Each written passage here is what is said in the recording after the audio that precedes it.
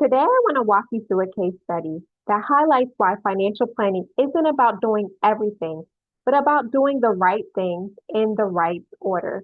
We recently met with Judy. Judy is 53 years old and works at a local hospital. She came in with one simple concern. I'm not sure if I'm doing all the right things for retirement, and I just want to know if I'm on track. Before we get into her story, hit the subscribe button to get more case studies like this. Back to Judy.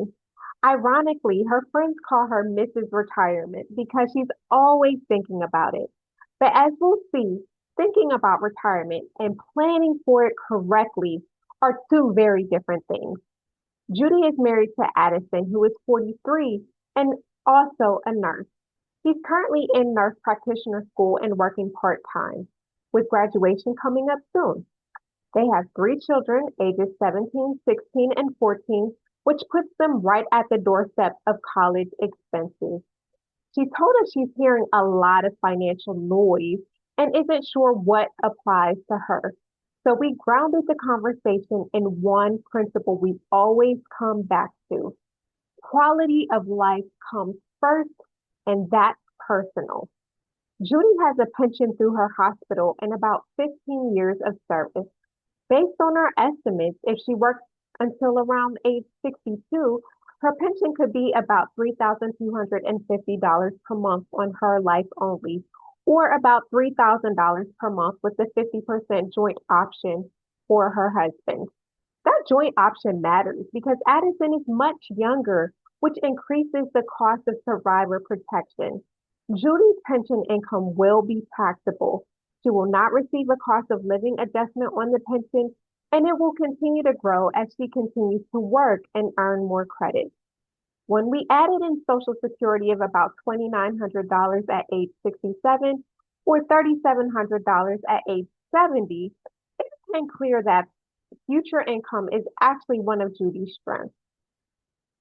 Judy is contributing 15% pre-tax to her 401k and also has multiple accounts, which include a 403b, Roth IRA, and non-qualified accounts, heavily concentrated in a single stock, including a margin loan. She admitted she did a lot of self-learning about investing, but stopped because it wasn't going well. Even though she says the losses don't bother her emotionally, she does lose sleep over not being able to help her kids with college. That's the disconnect. Investments are tools, not trophies. Without clear goals, they create stress instead of confidence. This is where the hierarchy of cash flow comes into play. Judy's employer doesn't provide a match, so her next step is paying off her debt. Judy owes $6,000 to the IRS and $5,000 to her sister. Before chasing growth, these need to be addressed. Next, we look at her emergency reserve. Judy and Addison have about $24,000 in reserve, but culturally and relationally, Judy feels she can't touch it. That told us savings exist, but confidence around using them does not. Because we are planning for Judy based on her values, we don't try to force our values onto her. We would typically advise to use some of the reserve to pay off her obligations. But because she was adamant that this money could not be touched, we honored her values. College funding is the biggest emotional pressure point. Judy dreamed of having $50,000 available for education, but her current strategy wasn't aligned with that timeline. Retirement savings still matter, but not at the expense of today's priorities. We recommended Judy temporarily reduce her 401k contribution from 15% down to 5%. That freed up cash flow to build college savings, prepare for the IRS bill, and reduce stress. She's still earning pension credits, so she's not abandoning retirement, just rebalancing priorities. When Addison returns to full-time work after school, Judy can increase retirement savings again.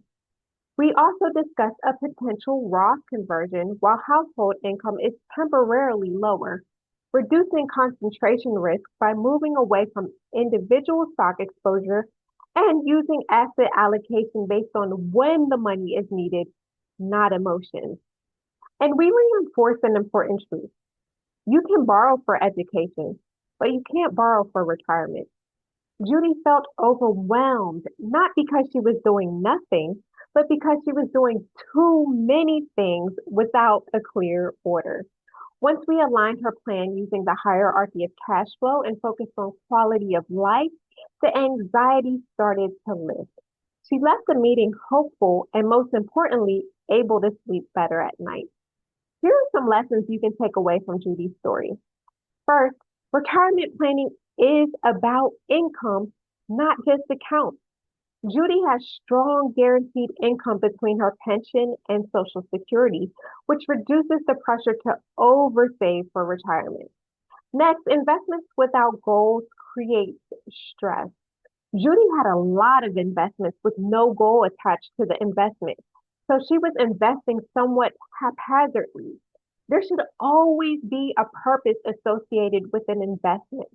This goal will allow you to select appropriate investments based on the goal and the time horizon for the goal.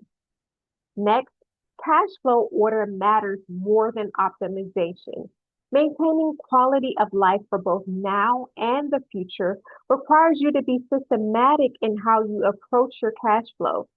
Judy has some competing priorities, which makes it important for her to rely on the hierarchy of cash flow and get some of those foundation pieces in place first, like paying off debt, so that she can have cash flow available to finance goals like her children's college education. By temporarily reducing her retirement plan contributions, she's able to tackle debt and save towards her children's education. You can't fund everything at once, is the next thing we learned from this situation. Every decision has a trade off. Retirement is a high priority for Judy, but she stated she can't sleep at night over not being able to fund her children's education. A trade off has to be made, and for Judy, delaying retirement is an acceptable trade off so that she can achieve her overarching priority of paying for her kids' education. Lastly, clarity improves quality of life. Let's face it, when we're unclear, we're stressed. By getting clear, you gain peace of mind, and sometimes you just need a third party to help you get there. If you're feeling overwhelmed, it doesn't necessarily mean you're behind. It usually means you need structure, priorities, and a plan that reflects your life, not the noise around you. Thank you for watching. Don't forget to like and subscribe. I'll see you in the next one.